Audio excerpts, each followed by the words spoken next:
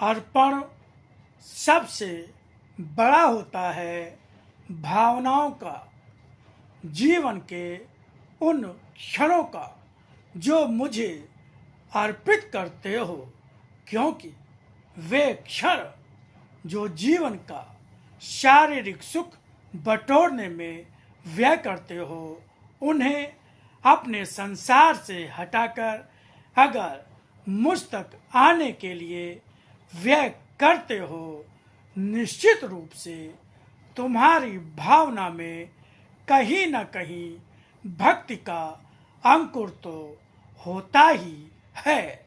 उसी अंकुर को अपने सांसारिक जीवन की धूप में तपने दोगे तो पनपेगा किस प्रकार। उसे पुष्पित करने के लिए, पोषित करने के लिए ही आना होगा वहाँ जहाँ स्वयं मेरी अपनी शक्ति का दर्शन है। यह अंकुर तुम्हारे सांसारिक जल और शक्तियों के द्वारा पनपने वाला नहीं, इस पर वाणी का गंगा जल ही छिड़कना होगा।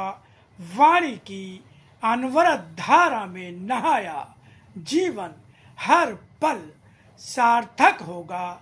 उसके महत्व को ना समझ पाने वाला ही निरर्थकता में ही जीता, निरर्थकता का संकलन करता, निरर्थकता में ही लय हो जाता है। सार्थकता और निरर्थकता को समझकर ही अपने जीवन के पीछे भागो। यह जीवन निरर्थकता के पीछे भागते भागते कब गिरकर टूट जाए क्या जानते हो? क्या उन क्षणों में संभालने वाले उन हाथों की आवश्यकता नहीं होगी, और वे ही हाथ सामने होकर भी भटके जा रहे हो।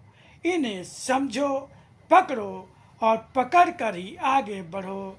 जीवन तभी सफल और सार्थक होगा। गुरुर्ब्रह्मा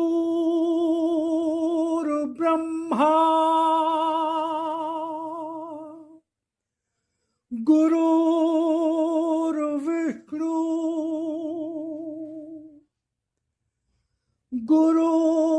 गुरुर्देवो महेश्वरा गुरुर्साक्षात् परब्रह्म तस्मै श्री गुरुवे नमः।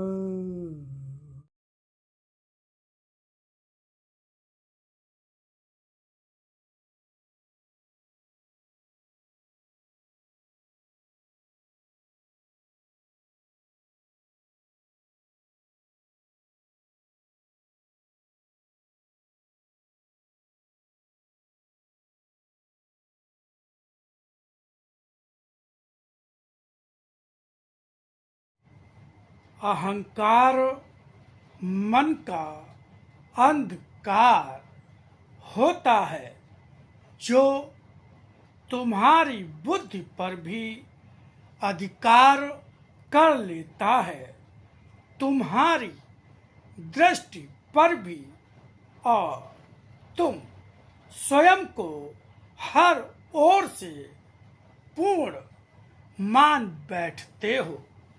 मात्र पूर्ण मान बैठना ही पर्याप्त नहीं होगा, उसी पूर्णता को पाने मुझ तक आना आवश्यक होगा। उस पूर्णता को समझना आवश्यक है जो जीवन में सबसे बड़ा धर्म और कर्तव्य ना समझकर भी स्वयं को पूर्ण मान बैठा हो। क्या यह बुद्धिहीनता ही नहीं? अगर मुझसे कुछ पाना और निरंतर पाते रहना अपना अधिकार मानते हो, उसी प्रकार मेरी कृपा को अधिकार रूप में पाने के लिए जीवन में कुछ कर्तव्यों को भी जीवन से बांधना होता है। अर्पण सबसे बड़ा होता है भावनाओं का, जीवन के उन क्षणों का जो मुझे अर्पित करते हो, क्योंकि वे क्षण जो जीवन का शारीरिक सुख बटोरने में व्यय करते हो, उन्हें अपने संसार से हटाकर अगर मुझ तक आने के लिए व्यय करते हो, निश्चित रूप से तुम्हारी भावना में कहीं ना कहीं भक्ति का अंकुर तो होता ही है।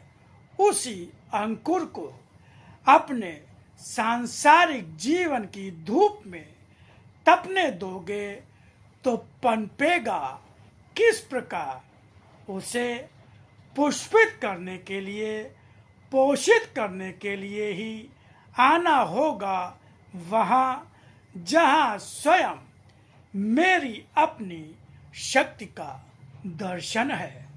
यह अंकुर तुम्हारे सांसारिक जल और शक्तियों के द्वारा पनपने वाला नहीं, इस पर वाणी का गंगा जल ही छिड़कना होगा।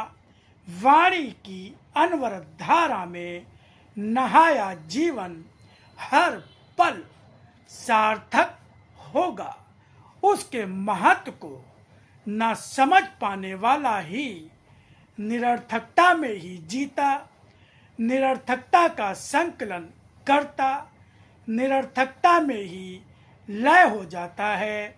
सार्थकता और निरर्थकता को समझकर ही अपने जीवन के पीछे भागो।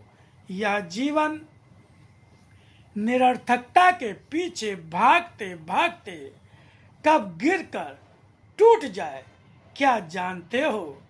क्या उन क्षणों में संभालने वाले उन हाथों की आवश्यकता नहीं होगी?